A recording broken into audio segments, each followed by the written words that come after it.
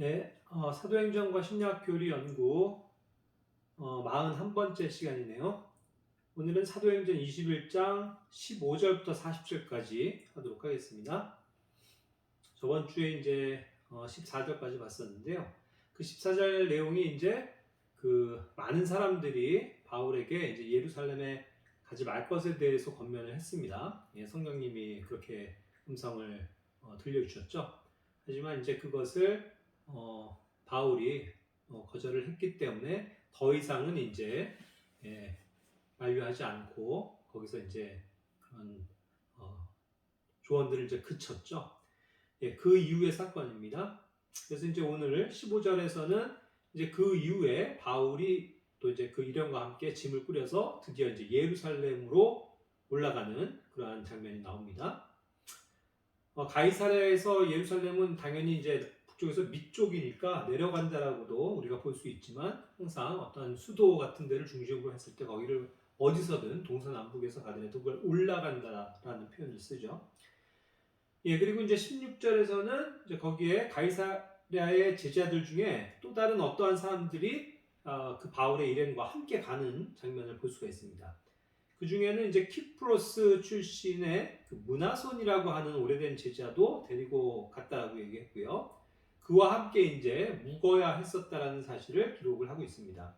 이것을 이와 같이 이제 일부러 어떤 함께 묵었다라는 표현을 하는 걸 봐서는 아마도 키프로스 출신이니까 아무래도 키프로스 출신의 그런 이방인이 아니었을까, 이 문하손이라는 형제가요. 그래서 이제 이방인 형제와도 거리낌 없이 함께 숙식을 같이 하는 그런 모습을 일부러 여기서는 상기시켜 주려는 그런 의도가 있는 것 같습니다. 그렇게 볼 수 있는 것 같고요. 자, 그리고 이제 17절에서부터 보면은 예루살렘에 이제 도착을 했어요. 그래서 거기에 이제 형제들이 다 나와서 바울 일행을 드디어 반갑게 맞아주고 받아들이는 것을 봅니다. 예전에는 이제 그 사도 바울이 예수님을 믿고 변화가 됐을 때도 사람들이 이렇게 그에게 교제에 악수를 청하지 않았고 또 경계했었고 또 그러한 현상들이 있었잖아요. 이제 그렇지만 이제는 많은 시간이 지나고 이제 3차 선교까지 마친 이후에는 그곳 예루살렘 교회에도 이 바울은 이미 잘 알려진 그런 사도로서 그들이 함께 주님의 일을 하는 것에 있어서 그것을 축복해주고 함께 교제하는 그런 모습을 분명히 이제 볼 수가 있는 것 같아요.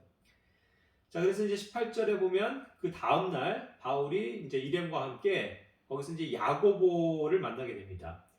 야고보에게로 이제 들어갔다라고 표현되어 있는데 여기서는 이제 그 사도 중에서 그 야고보는 그 12명에 속한 야고보가 아니고 당연히 주의 형제라고 불리는 사도 야고보입니다.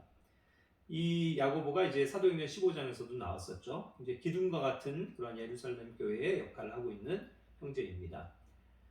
그랬을 때 이제 거기에 또 다른 많은 이제 그 예루살렘 교회에 속해 있는 장로들이 있었다라고 표현을 하고 있죠. 왜 그런지 어쨌든 뭐 베드로나 또 요한이나 그 밖에 다른 사도들은 여기서 보이질 않고 있어요. 아마도 그 베드로의 행적을 통해서 보더라도 베드로는 항상 예루살렘에 또 머무는 게 아니고 다른 지역들, 전 유대 지역, 또 뭐 사마리아, 또 그 밖에 이제 뭐 가이사랴라든가 다른 곳으로 요파라든가 다른 곳으로 다니면서 교회들을 세워주는 그런 장면을 우리가 그 전에서도 확인했었잖아요. 그런 의미에서 꼭 예루살렘에만 머물지 않고 사도로서 범지역적으로 이제 다니면서 그 특별히 이제 유대교회, 유대인들로 구성되어져 있는 그런 교회를 섬기고 또 가르치고 또 지도하는 그러한 역할들을 감당했을 수 있겠죠. 그래서 아마도 뭐 여기에서는 그들은 없고 이제 야고보가 거기에 이제 핵심적인 멤버로 나와 있는 것을 보게 되는 것 같습니다. 19절에서는 이제 바울이 그들에게 문안을 했죠. 그리고 이제 하나님께서 자기의 그 사역을 통해서 이방인들 가운데서 얼마나 놀라운 일들을 행하셨는지 그 행하신 일들을 낱낱이 밝히 알렸다고 이야기하고 있습니다. 일종의 뭐 선교 보고라고 할 수 있겠죠. 선교 사역을 이제 보고하고 이와 같은 일들이 있었습니다. 하나님께서 이와 같이 일들을 하셨습니다 하는 하나님을 높이는 그런 간증들이 이제 주를 이루었었을 것 같아요. 그리고 이제 20절에 보면 그것을 이제 그들이 듣고 다 함께 주님께 영광을 돌리고 있죠. 예.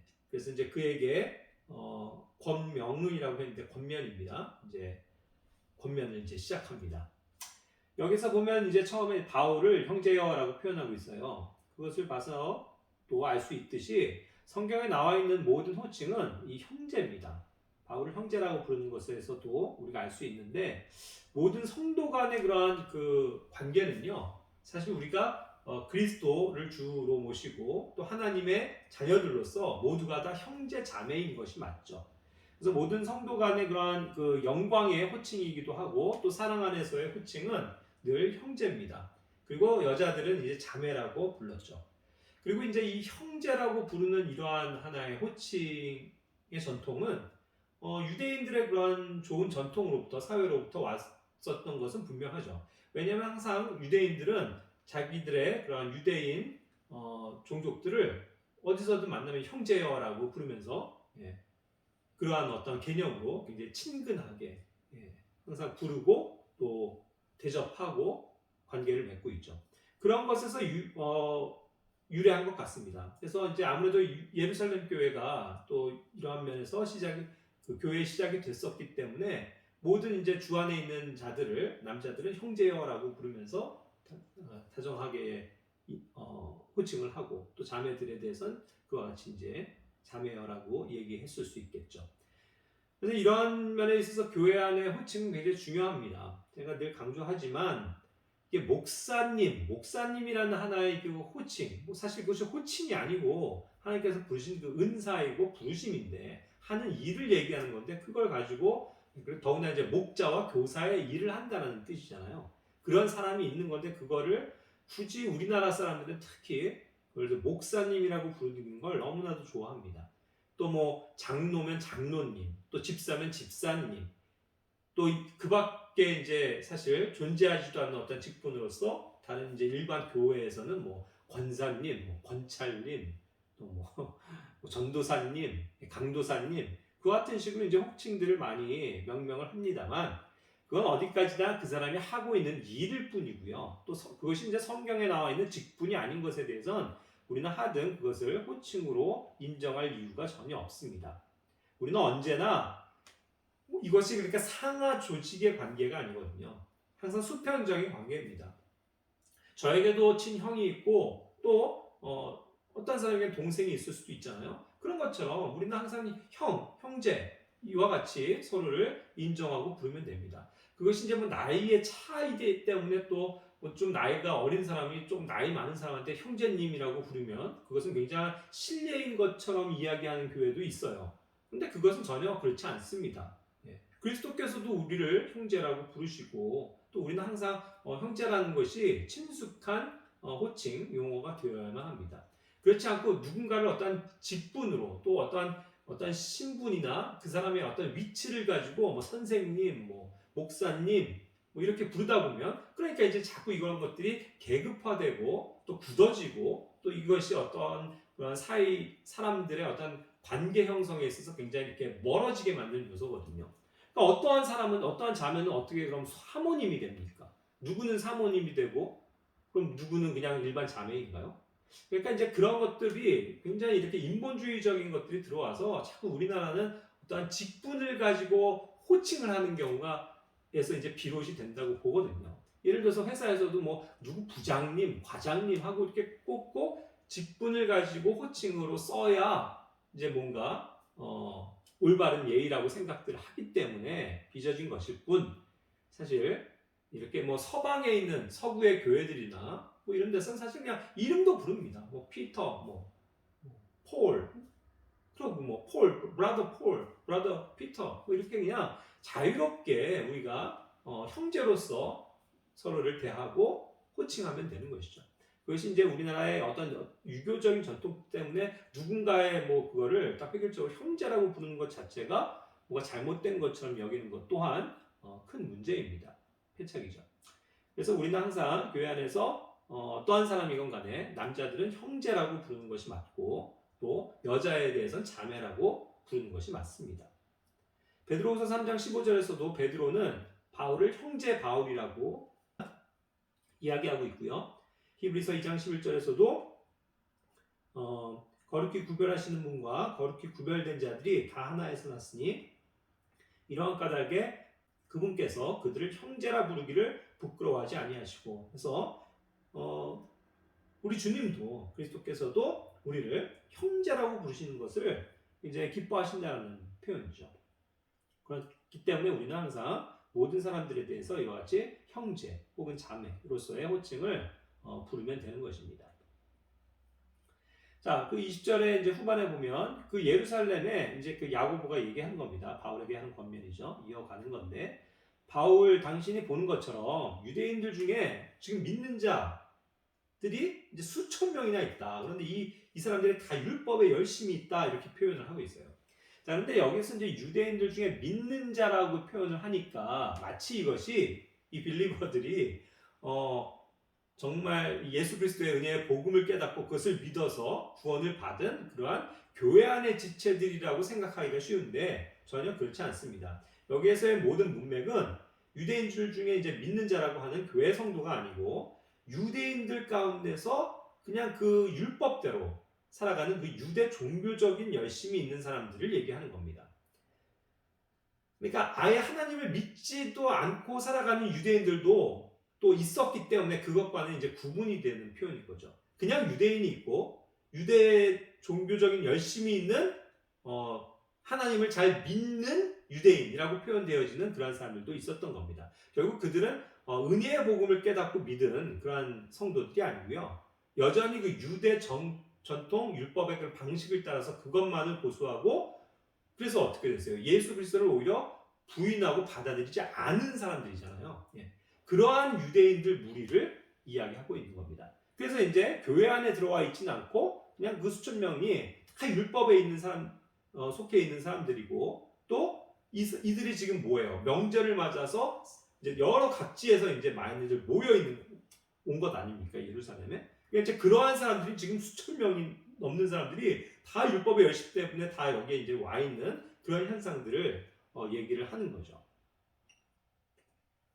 자, 그러면서 이제 그들이 바울에 대해서 이방인들 가운데 있는 모든 유대인들에게 그 바울이 자기 그 아이들에게 그 모든 이방에 살고 있는 유대인들이죠. 그런 사람들에게 너네 아이들을 이렇게 할례를 행해서는 안 된다.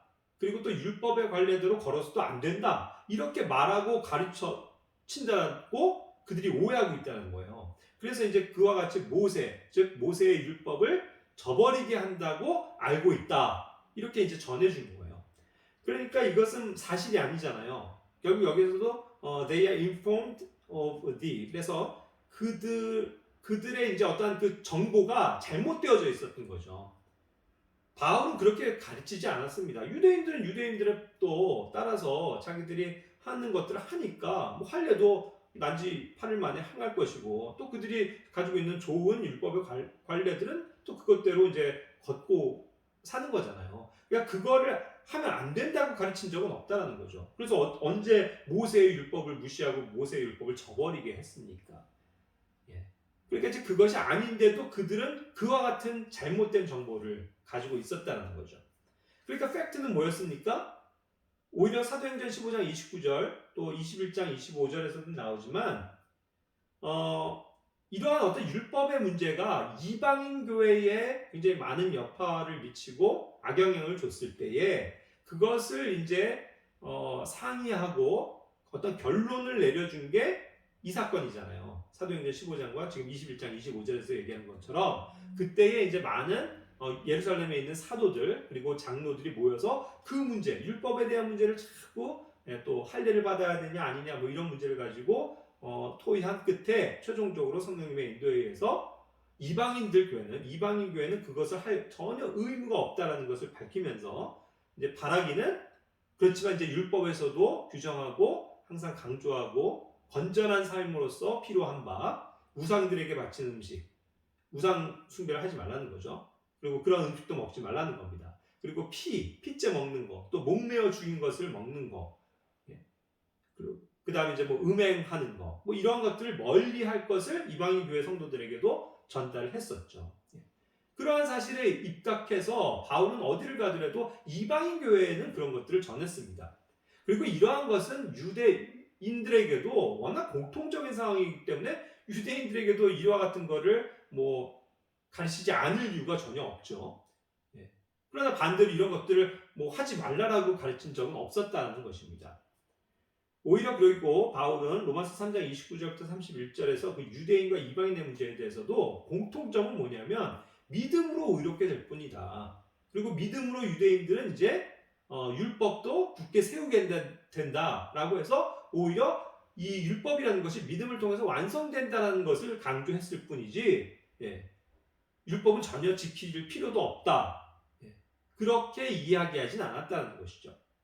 그러니까 오히려 그들이 가지고 있는 공통의 믿음이 그 사람을 의롭게 만들고 또 그 율법도 성취하게 만들어주는 요소다라는 것을 유대인들에게도 가르쳤던 것입니다. 그러니까 이러한 팩트가 있는데도 불구하고 이 유대인들은 그런 바울에 대해서 편견을 가지고 잘못 알고 있었던 거죠. 그래서 항상 이와 같이 잘못된 정보가 사실 굉장히 위험합니다. 이 세상에는 굉장히 많은 잘못된 정보들이 판을 치거든요. 뭐 요즘에도 보니까 뭐 누구 한 사람을 뭐 얘 이단이다, 뭐 누가 이렇게 얘기했다 해가지고 그런 것들이 각종 막 추측과 있지도 않은 일들이 막 뻥튀기처럼 이렇게 부풀려져가지고 어떤 사람들을 매도하고 그런 것들을 봐요. 근데 이런 것들에 대해서 항상 우리는 주의를 기울여야 합니다. 정확한 팩트가 있고 또 그것이 어떠한 연유에서 그러했는지를 알고 평가를 해야 되겠죠. 자, 어쨌든 그러한 상황입니다. 자, 그래서 이제 22절에 보면 그러한 그들이 이제 바울이 여기 예루살렘으로 온 것을 그 무리가 이제 듣게 되는데 그럼 반드시 이제 함께 그것을 따지고 또 뭐 문제를 일으키고자 올 것이다라고 이제 염려하고 있는 장면이죠. 자, 그런 어떤 이제 그 교회 안에 염려가 있었습니다. 이것은 사실 그 야고보와 또 거기에 있는 여러 장로들의 사실 기우였어요. 물론 이제 그런 분위기가 된다는 거 당연히 있고 감지되고 또 그래서 이것이 큰일이 날 것 같다라는 것을 감지한 건 맞죠. 하지만 그것을 굳이 염려할 필요는 없습니다. 그리고 하나님께 그것을 맡기고 하나님께서 일하시고 성령님께서 인도하시는 대로 가면 되잖아요. 그런데 문제는 뭐냐면 23절에서부터 24절에 그것에 대한 어떤 방책을 자기네들이 이제 마련을 하고 제시를 하는 거예요. 그래서 그러한 방식대로 행해라라고 바울에게 지금 권면을 하고 있고 명령을 하고 있는 것입니다. 자, 그것이 내용이 뭐였어요? 마침 그 자기를 두고 서원하는 하나님께 어떤 서원을 하고 있는 그런 사람이 4명이 우리 안에 있다. 결국 교회 안에 있다는 거죠. 이것이야말로 이제 그 예루살렘 교회에 있는 현상입니다. 그런데 여기서 교회도 왜 어떤 서원이 있나요? 서원은 어떤 율법의 그런 예를 따라서 관례들을 따라서 율법이 정해주는 바대로 어떤 서원하는 것들이 분명히 있었죠. 자, 그러니까 그들도 결국은 유대인들로서 마땅히 그냥 유대인의 구약서부터 오는 그 내용들을 또 지킬 것들을 지키면서 또 행할 것들은 분명히 실행하고 있었다는 것을 반증해 주죠. 이것이 잘못이 아닙니다. 자, 그런데 이들이 이제 서원을 했어요. 그런데 이제 그들이 어떤 기간을 채우고 또 그들을 이제 그 성전으로 데리고 가서 그들과 함께 그들이 이제 원래 이제 정결하게 되고 자기들의 어떠한 그 헌물을 드리고 그렇게 해서 서원 비용이라고 얘기한 건데 그런 것들이 이제 들어가잖아요. 그런 일들이 이제 진행이 될 텐데 그 일에 바울을 합류시킨 거예요. 그래서 그들과 함께 가라. 그래서 함께 너도 자신을 정결하게 하고 그들을 위해서 바울 자신이 아니고요. 그들을 위해서 그들이 내야 하는 서원 비용을 대서 이제 그렇게 한 다음에 그것을 가지고 자기들의 머리를 밀게 해라. 이제 서원의 의식 가운데 하나죠. 특히 이제 머리를 밀는 것이 그 서원이 끝나는 기간에 맞춰서 그 나사렛에 있는 머리를 자르지 않잖아요. 그러다가 이제 그것을 밀게 되는 그러한 것들이었을 텐데 이러한 것들을 이제 바울에게 하라고 하는 거죠. 자, 그렇게 되면 모든 사람이 바울을 공격하는 그런 사람들이 바울에 대해서 들은 일들이 이거 아무것도 아니고 오히려 바울도 스스로 이렇게 율법을 잘 지키면서 사는 질서 있게 걷는 사람이구나 라고 알게 될 것이다. 이와 같이 자기들끼리는 이거 너무나도 좋은 방법이고 이것을 통해서 대외적으로 알려서 바울에 대한 어떤 모함이나 이런 것들을 잠재우자 이렇게 이제 방책을 마련했다는 것입니다. 그런데 이제 이런 것들이 항상 하나님의 방법에서 어긋난 인간의 지혜일 때 항상 문제가 되는 거죠. 자, 왜 그렇습니까? 어떤 좀 충분히 기도하고 성령님께서 인도하신 그런 내용은 아닌 것 같아요. 그러니까 이제 그런 내용들이 없죠. 그냥 야고보가 장로들과 이미 생각해 놓은 결의한 내용들을 얘기한 겁니다. 그런데 그 방법 또한 그렇다고 해서 또 어떤 율법에서 가르쳐 주는 방법과도 또 거리가 먼 거예요. 왜냐하면 레위기 22장 18절 19절에서도 보면 어떤 사람이 자기가 이제 서원을 했을 때 그것은 자기 의지와 또 자기 헌물로 드려야 하는 그런 방법을 제시하고 있습니다. 누가 그걸 대신 내주는 게 아니에요. 그런데 여기서는 그 비용을 네가 대신 대라. 그렇게 해서 이제 남들에게 내가 이것을 다 대신 댔습니다 하는 거를 생색내고 알리라는 방법이잖아요. 그리고 레위기 7장 2절 8절에서 물론 어떤 자기 어린 자녀나 자기의 뭐 딸이나 뭐 여러 이제 가족들에 대한 특별 서원이 있는 경우에는 그 가족의 가장인 그 남자니까 아버지가 또 남편이 헌물을 드리는 것은 당연한 일이었죠. 그런 것들은 가능했습니다. 하지만 누군가 생명무지의 사람을 다른 사람이 그 비용을 대주는 거, 헌물을 다시 자기가 대신 대주는 거 그런 경우는 없었다는 겁니다.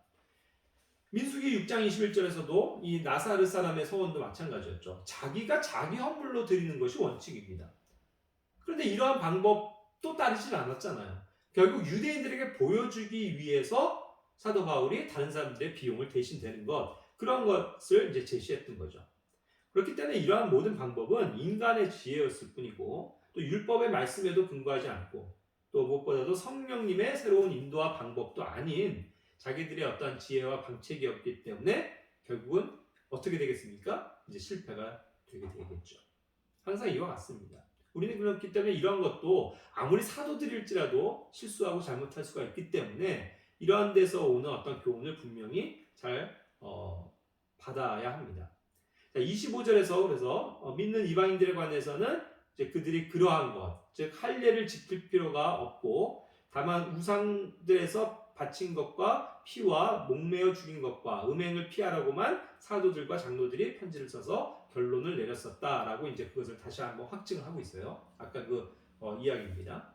이제 15장에서 얘기했었던 그 사건을 다시 언급한 거죠. 그러니까 결국 이게 뭐냐면 바울에게 또 이방인들에게는 이와 같은 이제 명령을 줬을 뿐 언제라도 이 예루살렘 교회에 있는 유대인들 성도들이 교회가 뭐 율법을 폐한다거나 뭐 할례를 받으면 안 된다거나 하는 그러한 내용들을 이야기한 적은 전혀 없다라는 것을 다시 한번 간접적으로 설명해 주고 있는 것이죠. 자, 그래서 이제 이와 같은 방법이 좋다 해가지고 만장일치로 바울도 그것을 흡족히 여겼던 것 같아요. 또 그것을 반대하지 않았잖아요. 그래서 이제 26절에 바울이 그 사람들을 데리고 갑니다. 그래서 이제 이튿날에 그들과 함께 자신도 이제 정결하게 하는 그 기간을 이렇게 채우는 거예요. 그래서 정결하게 하고 성전에 들어갔습니다. 뭐 기도도 하고 이제 그랬겠죠. 서원을 또 이야기하고. 자, 그래서 이제 그들 각 사람을 위해서 이제 헌물을 드릴 때까지, 그러니까 그것이 이제 끝나고 헌물을 드리는 거잖아요. 그때까지 이제 정결하게 하는 날들을 이제 채운 거죠. 그러니까 그런 것을 남들에게 보였다라는 거예요, 일부러. 그래서 이제 이것을 표적, signify라고 했는데 결국 이제 뭔가 그것을 사인화한다는 개념 아닙니까? 이제 원래는 사인하는 건 이제 도장을 찍어서 확증을 하는 건데 그와 같이 이제 남들에게 분명히 보이는 어떠한 사인으로 이것을 삼았다는 겁니다. 그렇게 되니까 이제 많은 사람들이 거기 성전에 와서 오면서 이게 무슨 일입니까? 하면서 저 사람이 저런 그 서원한 사람들의 그런 비용들 다 대줬대요. 저 사람도 함께 정결의 의식에 참여하고 있습니다. 그러니까 저 사람은 굉장히 율법을 잘 지키는 그런 사람입니다. 이런 것들을 이제 알리기 위함이었다는 거죠. 자, 그렇게 해서 27절에 보면 그 7일이 그것이 이제 7일 동안의 기간이었어요. 그것이 이제 거의 끝나갑니다. 그러니까 이제 조금만 있으면 이러한 문제가 다 끝나고요. 거기에 있는 예루살렘에 있는 그 유대인들도 이런 걸 보면서 다 수긍을 하고 또 인정을 하니까 이제는 더 이상 문제가 생기지 않을 것 같아요. 이제 거의 이 시점이 끝나갑니다.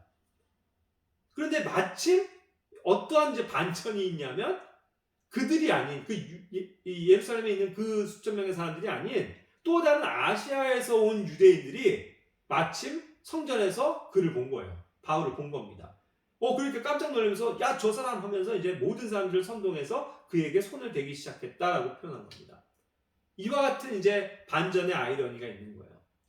모든 계획대로 이제 잘 끝날 것 같았습니다. 그래서 이제 모든 사람들이 조용하면서 그냥 수긍을 하고 평화롭게 그 7일이 지나가고 있어요. 근데 느닷없이 갑자기 반전이죠. 예루살렘에 있는 유대인들이 아닌, 예? 느닷없이 아시아에서 온 그 유대인들이 딱 보고 저거 바울 저놈 하면서 이제 알아보고 그를 이제 대적했던 유대인들이 바울을 송사하기 시작했다는 겁니다.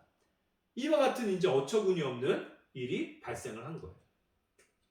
자, 그렇게 해서 이제 그들이 소동을 일으키죠. 그러면서 이제 그들이 이 사람, 즉 바울을 이제 송사하는 겁니다. 이 사람은 모든 곳에서 그 백성과, 즉 유대인 백성이겠죠. 또 유대인들의 율법과 또 이곳, 즉 예루살렘 성전입니다. 거기를 이제 대적해서 모든 사람을 가르치는 그런 그 사람이다. 이 사람이. 그러면서 또한 그가 그리스 사람들도 성전 안으로 데리고 들어가는 것을 봤다, 우리가. 그래서 이 거룩한 곳을 이방인들을 데려와갖고 더럽혔다. 이렇게 막 선동을 한 거예요. 그러니까 이스라엘 사람들에게 자, 이 사람을 잡는 일을 도와주십시오. 도와요. 하면서 이제 막 외친 거라는 거죠. 그런데 이것도 이제 말도 안 되는 오해였죠. 예. 그것이 이제 29절에 나온 설명이 되고 있는데 이건 이제 그들이 그 전에라고 표현했어요. 그러니까 이미 지난 시점입니다. 그러니까 지금 예루살렘에 와 있는 이 사건이 아니고 그 수년 전에, 즉 그것이 아마도 2차 선교 여행이었죠. 당연히 2차 선교 여행 후에 이제 그 바울이 방문했을 때 그때 마침 에베소 사람인, 즉 이방인인 그 드로비모를 같이 대동을 했던 거예요. 그래서 이제 뭐 성전 주변에 있었겠죠. 그런데 이제 그 이방인 드로비모를 그 유대인들이 지금 여기 송사하는 그들이 보고서 저 이방인을 바울이 성전에 데려갔다. 이렇게 그냥 믿어버린 거죠. 그것도 아닌데, 자기들이 본 것도 아닌데 그렇게 생각을 한 겁니다. 그러니까 이것은 단순한 착각이 아니고 결국 그것을 이제 그렇게 이제 안 좋은 시각으로 보니까 그냥 생기는 편견이죠. 저 사람이 성전 앞쪽에 저기 어슬렁거리는 거 보니까 저 바울이 이방인을 데리고 성전에 들어간 거야. 이렇게 이제 여기면서 거짓으로 송사를 하게 됐다는 겁니다. 결국 이제 말도 안 되는 모함이죠. 그리고 말도 안 되는 고소의 프레임을 덮어 씌운 겁니다. 그들이 정확하게 본 것도 아니고 더군다나 그 사실도 아닐 뿐만 아니라 이것이 수년 전에 있었던 그 한참 전의 사건인데 그걸 가지고 지금 이 사람이 이방인을 데리고 성전에 들어갔었다. 이렇게 거짓 모함을 하고 있는 거잖아요. 그러니까 이와 같은 이 종교 지도자들의 말도 안 되는 그런 어떤 그 고소들 있죠, 송사. 이런 것들이 참 많습니다, 의외로. 우리 그런 주변에도요. 킹제임스 성경을 보는 사람들에게 막 온갖 프레임을 저기 해갖고 킹제임스 성경을 보는 사람들 이단이다. 또 한 번 받은 구원은 영원한 구원이다. 이런 걸 당연한 걸 얘기를 하는 것도 구원에 있어서 이단이다. 구원파다. 이런 말도 안 되는 프레임을 엮어가지고 그 고소를 하고 또 시비를 걸고 그런 걸 가지고 유튜브에 제작하고 이런 일들도 얼마나 많습니까? 그러니까 정말 이러한 사람들 정말 피곤하죠. 진실에 대한 어떤 정보도 없이 거짓으로 오늘날에 또 송사를 하니까. 어쨌든 자, 그와 같이 이제 30절이 넘어가면 그러자 이제 이 온 도시가 격동을 해서 백성들이 이제 다 같이 달려들어서 이제 바울을 붙잡은 겁니다. 그래서 이제 거기 이제 성전이었잖아요. 그래서 성전 밖으로 이제 끌어낸 거예요. 막 강제적으로 질질질질 끌고 나왔겠죠. 그러자 이제 곧 문들이 닫혔다고 표현하고 있습니다. 자, 그리고 31절에 이제 그렇게 해서 그 바울을 그 사람들이 막 소동을 일으키면서 죽이려고 끌고 나간 거예요. 그래서 어딘가로 가서 이제 죽이려고 했다고 했습니다. 그러니까 이제 이 소식이 막 소동이 일어나니까 온 예루살렘이 지금 소동 중에 있다는 거, 막 시끄러워지는 거를 듣고 군대의 총대장이 이제 그 사실을 듣고 이제 막 다급하게 나온 겁니다. 군사들을 데리고 32절에. 그래서 이제 또 백부장들을 데리고 군사들을 데리고 막 그들에게 급하게 달려가니까 어떤 거예요? 막 로마 군사들이 막 오니까 이 유대인들도 성난 폭도들도 좀 잠잠해진 거죠. 그들을 보고는. 그래서 이제 그때 뭘 하고 있었냐면 막 그냥 바울을 어떠한 방식으로도 막 때리고 있었던 거예요. 뭐 주먹으로 때리건, 뭐 발길질을 하건, 뺨을 때리건, 그죠? 아니면 뭐 막대기 같은 걸로 막 두들겨 팼건. 어쨌든 굉장한 그 폭력의 현장입니다. 결국 돌로 쳐 죽이려고 했었던 거예요. 그런데 그 전에 이제 어떠한 무고한 그런 폭력을 행사하는 그런 폭력의 현장을 여기서 이야기하고 있는 거죠. 그러니까 아마 이때만 하더라도 바울은 정신없이 지금 막 어떻게 보면 얻어 터지고 있어서 막 그냥 상처가 나고 피가 나고 막 이러고 있었을 것 같아요. 무시무시한 현장이죠. 우리가 생각했던 것 이상으로. 자, 그때 이제 33절에 총대장이 이제 그것을 뭐 해산시키면서 바울을 이제 붙잡아서 결국 이 사람이 뭔가 문제를 일으키는 사람인가 보다 해가지고 두 사슬로 이제 결박하게 하죠. 그리고 이제 이 사람이 누구냐, 그리고 이 사람이 도대체 무슨 일을 했냐 하면서 막 주변에 막 다그쳐 물은 거죠. 그렇지 않겠습니까? 그랬을 때 이제 34절에 보면 결국 항상 이런 현상인데 옛날에도 에베소에서도 그랬잖아요. 막 소동이 일어나도 뭐 이 사람은 이 얘기, 저 사람은 저 얘기, 뭐가 뭔지도 모르는데 그냥 소란한 거예요. 일어난 소동. 그러니까 여기에서도 어떤 사람들은 막 이건 이래서 그렇습니다 하고 외치고 또 어떤 사람들은 막 또 저건 저래서 그랬습니다 하고 뭐 외치는데 도대체 뭐가 진상인지를 알 수가 없는 거예요. 그냥 소란하기만 한 겁니다. 그러니까 이제 이와 같은 소동의 진상을 알 수 없으니까 결국 바울을 성체 안으로 이제 옮겨가게 명령을 한 거죠. 그렇게 해서 이제 35절에 바울이 계단 위까지 이렇게 성체에 올라갔을 때 그냥 사람들이 계속 쫓아오면서 폭력을 행사하는 것으로 인해서 이제 위기의식을 느껴갖고 위협을 느껴갖고 군사들이 이 바울을요 이렇게 짊어매고 몇몇 사람들이 이렇게 들어가지고 이렇게 옮겨가는 그런 장면까지도 발생을 했습니다. 왜냐하면 36절에 그런 백성의 무리가 막 그를 따라오면서 막 없애버리쇼 하면서 막 외치면서 막 살기등등하게 막 위협을 가하면서 폭력을 행사하면서 따라오니까요. 그러니까 이제 아무리 그 로마 군인들이라고 할지라도 수많은 이제 폭동을 일으키는 소동을 일으키는 사람들이 막 달려들고 막 밀고 당기고 하니까 얼마나 다급했겠습니까? 또 위협도 느꼈겠죠. 그래서 이제 그렇게 해서 이제 서둘러서 바울을 짊어매고 들어간 거예요. 자, 그래서 37절에 보면 바울이 이제 성체 안으로 끌려갔습니다. 들어가려고 할 때 이 바울이 총대장에게 자기가 좀 뭔가 당신에게 말을 좀 해도 되겠습니까? 라고 말을 했는데 그거를 그리스 말로 한 거예요. 그러니까 여기 이제 총대장은 당연히 로마에서 파송한 군인이고 그 사람은 이제 그 당시에 통용되고 있는 그리스 말을 잘 하는 사람일 겁니다. 자, 그런데 이제 바울이 느닷없이 그리스 말로 하니까 깜짝 놀란 거죠. 그래서 야, 당신 그리스 말을 할 줄 아시오? 하면서 이제 묻기 시작한 거예요. 그러면서 이제 38절에 지금 막 이렇게 여러 가지 소동이 일어나고 이 사람이 그리스 말을 잘하는 걸 보니까 당신 그 사람 아니야? 하면서 추궁을 하는데 뭐냐면 너는 이전에 소동을 일으켜서 이 예루살렘 지역에서 있었나 봐요. 소동을 일으켜서 살인자 4,000명을 이끌고 광야로 들어간 그 이집트 사람이 아니냐? 라고 이제 물은 거예요. 그러니까 이것이 정확하게 어떤 역사적인 사건을 담고 있는지는 모릅니다만 어떤 그 예전에 그 예루살렘과 그 주변에 굉장한 큰 폭동과 소동을 일으켰었던 한 이집트 사람이 있었나 봐요. 근데 그 이집트 사람이 더군다나 말도 잘했나 보죠. 뭔가 선동을 하는데. 그런데 이제 그가 그리스 말도 막 유창하게 했었던 사람 같아요. 그러니까 이제 그리스 말을 할 줄 안다고 하니까 이제 그것이 그 총대장은 연상이 됐겠죠. 그렇게 해서 이제 그 사람이 어떠한 일을 일으켰냐면 막 소동을 일으키다가 결국 살인을 저지르는 그런 어떠한 그 흉악한 그런 무리들 4,000명을 막 선동해갖고 그들을 데리고 광야로 들어갔었다라고 표현한 겁니다. 그러니까 이제 그런 어떠한 하나의 사건이 있었던 거죠. 뭔가 소동을 일으키는 그러한 반란의 영역일 수도 있겠고요.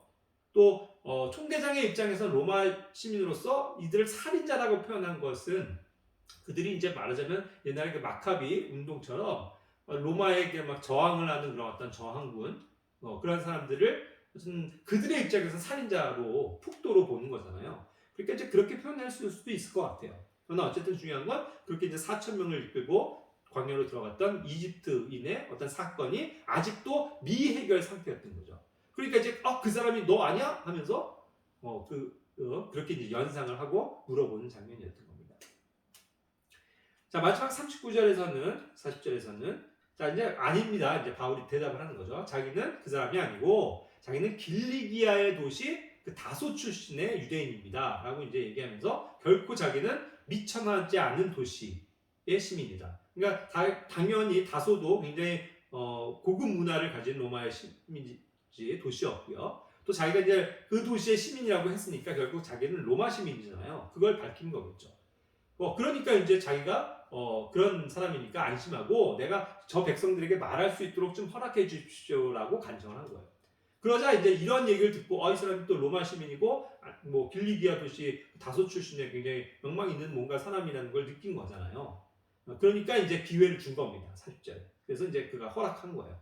그러니까 이제 바울이 그 계단 위에 올라서서 백성들에게 이제 막 손짓을 한 거죠. 막 소동하고 있고 막 죽여라 뭐 없애라 하고 있는데 이제 조용히 좀 하십시오. 조용히 좀 하세요. 하고 이제 손짓을 하니까 어떻게 됐어요? 그걸 보고 이제 사람들이 다 갑자기 이제 조용하게 되어지는 거겠죠. 예. 이러한 상황이 되고 이제 드디어 그들에게 말하기 시작합니다. 이번에 이제 히브리 말로. 자기 이제 유대인들을 대상으로 하니까 당연히 유대 말로 해야 되겠죠. 그러니까 이제 히브리 말로 뭔가를 자기를 변명하는 말을 이제 선포하기 시작합니다. 그래서 이제 그 내용이 이제 다음 22장에서 전개가 될 그런 내용입니다. 자, 오늘 그렇게 해서 21장 말씀을 다 공부했습니다. 감사합니다.